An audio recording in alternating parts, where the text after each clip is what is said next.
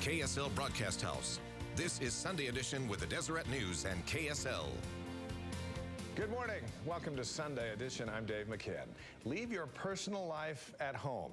That's how most employers and businesses operate. But the Utah Suicide Prevention Coalition wants more people to be willing to break that office taboo and ask tough questions about mental health that could potentially save a life.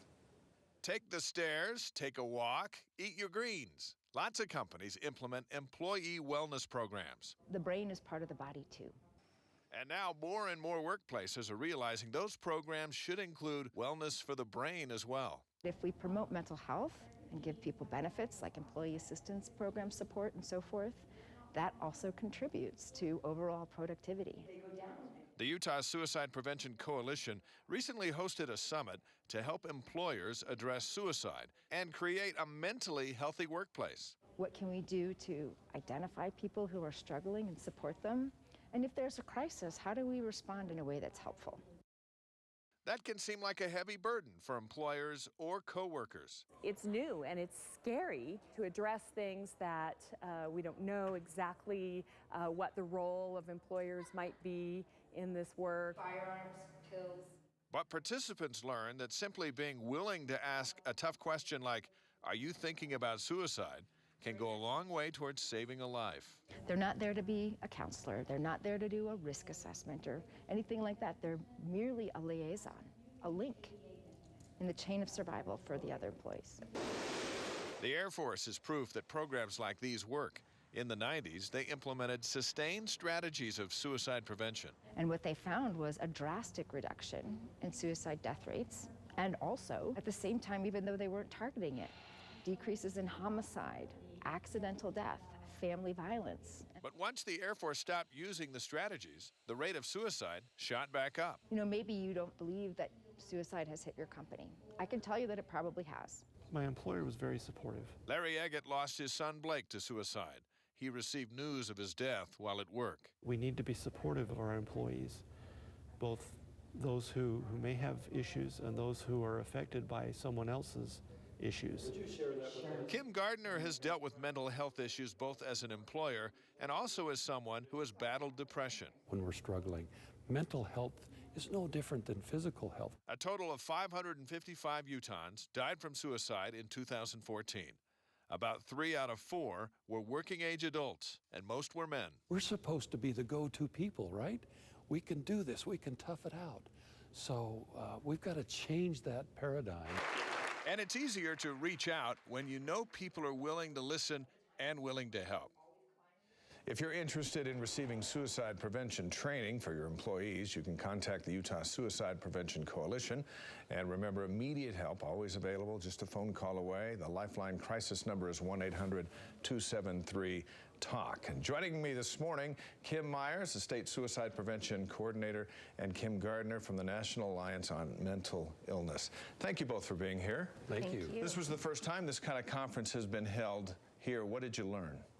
You know, we learned a lot, but one of the biggest takeaways for me was that employers are interested in this. Employers know this is affecting their workplace, their employees, and their families, and we had, the registration was full within a matter of about 2 weeks. It was really, the response was great, and people want this information and want to support their staff. Let's bring this down to the level of coworkers. You know, we often heard, don't date your coworkers, that'll never work out.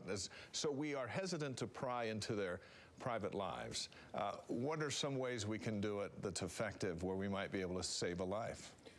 In part, we're trying to change the culture, not of disclosure, but of trust in the workplace, so that there are relationships of trust between employers and employees and between employees. And the practical ways is you look for things, signs where somebody's changed. Maybe they're coming in late. Maybe their work seems a little distracted. And you just have natural conversations and be a caring, trusting person and ask, how are you going today? That's an Australian phrase. And if you get, I'm fine, you just kind of keep the conversation going. Kim, do we have to get over the nosy factor to be helpful?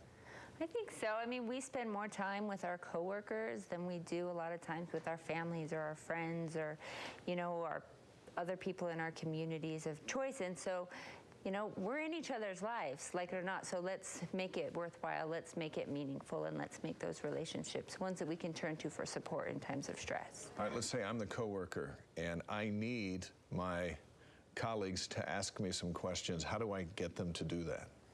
Well, that's a tricky question, because sometimes when we're in crisis, we don't know what to do or what to say. But part of the training that we learned at this conference is warning signs that we can look for, that coworkers can look for things in their friends at work. But just ask questions and be sincere. How are we doing across the state of Utah?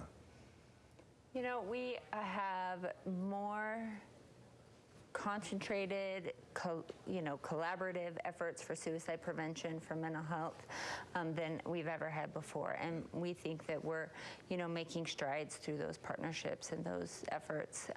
There's still a long ways to go. And so we want people to feel connected, to know that there's places to go for help, to be able to access services when needed. And again, changing the culture around, hey, guess what? Our brains get sick too, and when they do, we need to seek help. We need to reach out to our coworkers. We need to reach out for care. That's a big piece of it. It's a big culture change, but we're heading in the right direction. The upside too, Kim, it can transform the workplace into better friendships. Better friendships, Frankly, a better return on our people. That's our biggest asset as employers, is our people. And if we have a caring, concerned culture, that'll make a difference personally, but also in the business operation. Kim Gardner, Kim Myers, we appreciate the work that you do. Thanks for being here this morning. Thank you. Thank you very much. Again, if you're interested in receiving suicide prevention training for your employees, you can contact the Utah Suicide Prevention Coalition directly. And a reminder again, immediate help, always just a phone call away. The Lifeline crisis number, 1-800-273-TALK.